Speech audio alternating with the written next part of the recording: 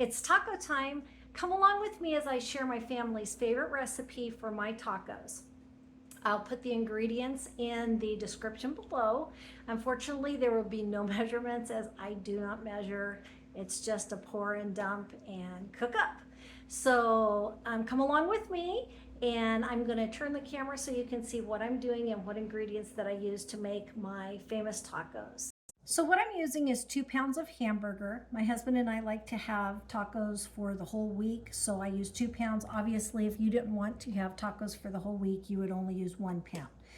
Usually, I use 1 pound of bison and 1 pound of hamburger. However, I haven't been able to find bison in our area as of late, so we're going to use hamburger today. Again, I have no ratios here for measuring. It's just a dump and cook. So the first thing I'm going to start with is garlic powder. I do not use garlic salt. I use garlic powder. I know it looks like a lot of garlic powder, but this works for us. The second item I'm going to use is onion powder, not onion salt. There's a big difference. I like to salt it at the end of the recipe instead of at the beginning. So this is going to be the onion powder. Then we are going to add ground cumin. And again, if you're making just 1 pound of hamburger, I would cut these portions in half. Then we are going to add some chili powder.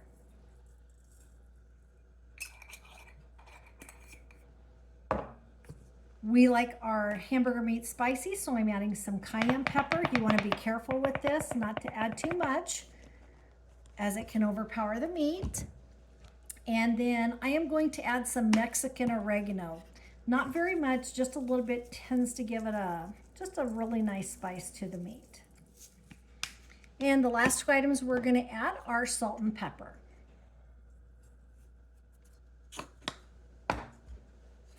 Now, I would go easy on the salt to begin with, because you can always salt it as it's cooking. And as a cook, you know, you salt and then you taste as you go.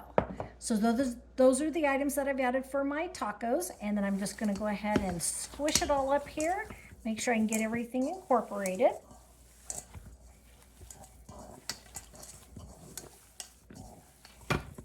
And again, these spices look like a lot, but it comes out to be a really nice flavor in the tacos. If you don't like garlic, you can add a little bit less garlic to it, but it really does lend to a nice flavor. So once I've got it all mixed up, we're going to go ahead and move over to the stove, and I'm going to show you how I cook it on the stove.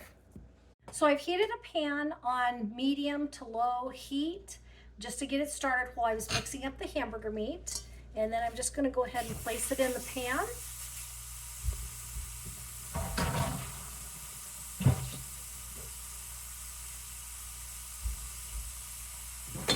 And then I have this really awesome gadget from Pampered Chef. It's used for chopping up meat in the pan, and it makes it really fine like Taco Bell meat, except it doesn't taste like Taco Bell meat. So I'm just going to squish the meat up here with this and get it all incorporated here in the pan. This is not something you have to use, but it really does make for some nice taco meat. You can also buy a generic brand. I have one here. This is one that I purchased at Walmart that basically does the same thing, but the Pampered Chef one seems to be a little better at getting the meat really put in a fine state. I'm going to turn up the heat a little bit.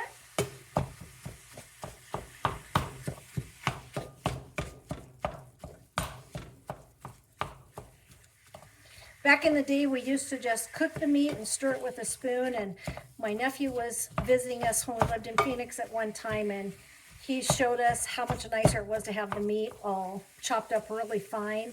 And ever since then, we've been making our taco meat like that.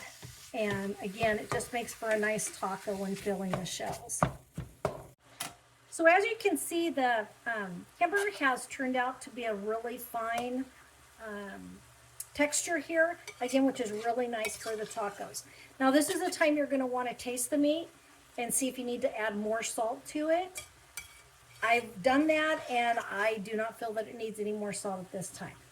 So this is going to be our dinner for tonight, tacos. If you try the recipe, please leave a comment below and let me know how you like it. Thanks so much, and wishing you a blessed day.